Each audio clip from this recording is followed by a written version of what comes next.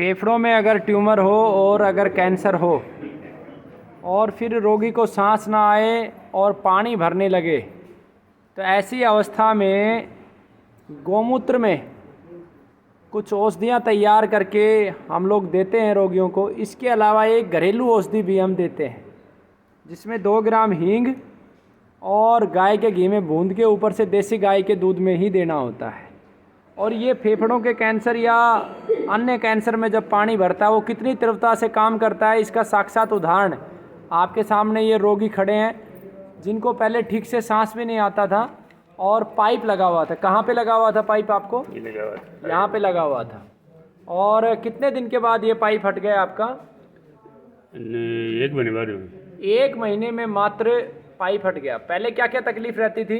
बस सांस नहीं आ रहा था बिल्कुल। पहले सांस नहीं आता था और अब बिल्कुल ठीक हूँ। अब इनको सांस भी आता है और वो पाइप भी हट चुका है और चेहरे की चमक भी आप देख सकते हो। दूसरी जो महत्वपूर्ण बात है, जो लोग गौमाता के गौमूत्र को या दूध के ऊपर जो प्रश्न उठाते हैं उनके लिए जीता जागता उदाहरण है। अगर किसी को पेट में पानी बन जाता है या लीवर में पानी बन जाता है तो वो ठीक करने में रोगी का लाखों रुपए खर्च हो जाता है। और यहाँ पे गौमूत्र और हींग, घी और अन्य औषधियों के सहारे से मात्र 40 दिन में रोगी का ड्रिप भी हट चुका है। जहाँ से एक तरीके से अप्राकृतिक व्यवस्था थी, वो ज़रूरत थी इसलिए लगाया गया, लेकिन प्रकृति में कितनी ताकत है आप खुद अनुमान लगा सकते हो। बाबा क्या नाम है आपका? कहाँ के रहने वाले हो? मेघोताला के।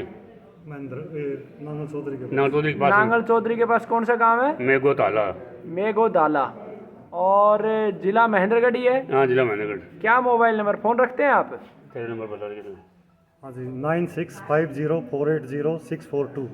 आप ये बताइए हींग को कैसे देते थे? बहुत सारे रोगियों को प्रश्न होता है, पीस के कैसे करते थे? हींग को जी 2 ग्राम हींग लेके और 2 ग्राम गाय का घी में भून लेते थे। हाँ, भून लेते थे। वो दूध में गाय के दूध के साथ ले लेते थे।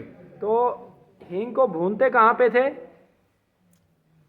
तवे पे या किसी अन्य? नहीं, तवे पे भूनते हाँ। थे। तो वो जो हींग और दूध लेते थे उससे किसी प्रकार की परेशानी होती थी? कोई परेशानी नहीं है, किसी बात की कोई परेशानी नहीं आई। कोई परेशानी नहीं। तो आप ये देखिए कि गाय का दूध कितना ताकतवर है, गाय का घी कितना ताकतवर है और गाय का गौमूत्र कितना ताकतवर है कि जो कैंसर रोगी को सांस भी नहीं लेने दे रहा था और फेफड़ों में पानी भर गया था, वो मात्र 40 दिन के अंदर ड्रिप सिस्टम भी हट गया और रोगी आराम से आपके सामने खड़ा है। तो आप निर्णय कीजिए, क्या आपको गौमाता की रक्षा करनी है, अपने घर पे गाय लेके आनी है, या आपको गौ हत्या करवानी है और हर रोज़ 50,000 गौमाताएँ आपको ख़त्म करनी है। और बहुत सारे लोगों के प्रश्न होते हैं गाय कहाँ से लेके आएँ? तो गाय आप गुरुकुल से भी प्राप्त कर सकते हो, लेकिन उसी व्यक्ति को गाय दी जाएगी जब तक उसके प्राण रहेंगे, तब तक उसके खूंटे पे गाय रहेगी। ऐसे व्यक्तियों को गाय दी जाएगी, वो गुरुकुल से गाय प्राप्त कर सकते हैं।